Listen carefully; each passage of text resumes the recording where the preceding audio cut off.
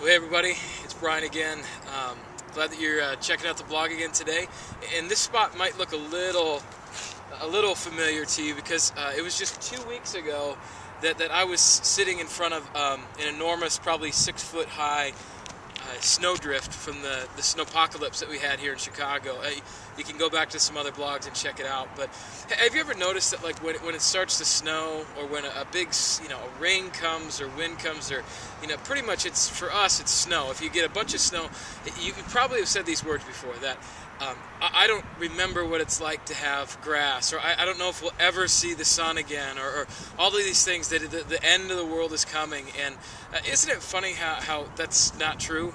Isn't it funny how God provides awesome ways for the snow to melt by the rain, or the heat to increase just enough to let you see that little bit of grass that kind of keeps your hope going, or your inspiration going to keep waking up the next day. And we always think the darkest of times, we always think the worst in situations, but the reality is that God's in control.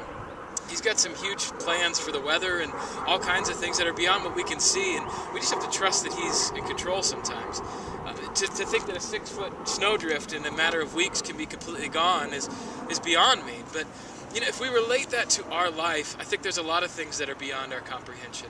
Well, if we let them be.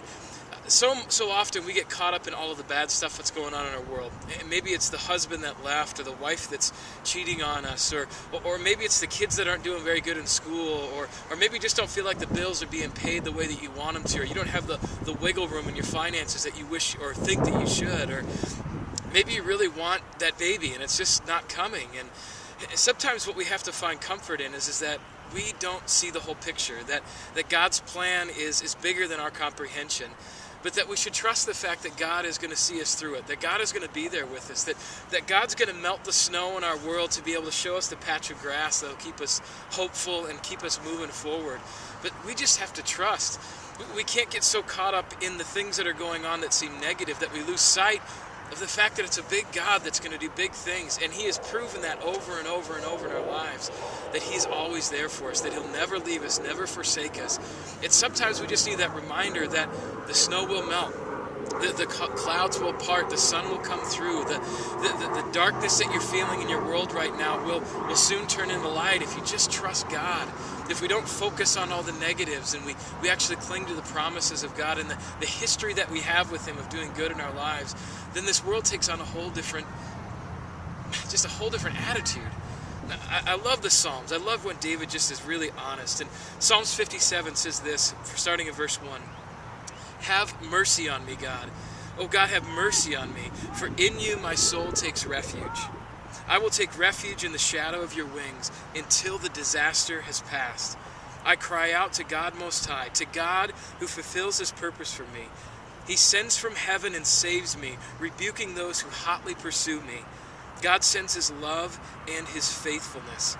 Sometimes we just need to put ourselves in the shelter of God's wings for a little bit until the storm passes. Sometimes we just have to trust that God is there when it doesn't even seem like He is. Sometimes we have to believe that when the snowdrifts of life seem like they're really high, that somehow, some way, God is going to melt that. Now listen, it's still cold. It's still not exactly what I want this weather to be like. I would much rather have 80 degrees and be able to be playing golf, but that's not what this is. That's not reality right now. But I do know that God is going to warm it up. I do know that the darkness that might be in my life is going to pass. I do know that you're going to make it through somehow, some way. And my prayer for you is that you don't give up. My prayer for you is that as you sit here watching this blog, that maybe after it's done, you just flat out pray and pray for God to hide you in the refuge of His wings until the storm has passed, that the darkness breaks and the light comes in. But believe me, you can do it. Hang in there, guys. The snow's going to melt. It's going to be a brighter day. God bless you guys. Tag, you're it.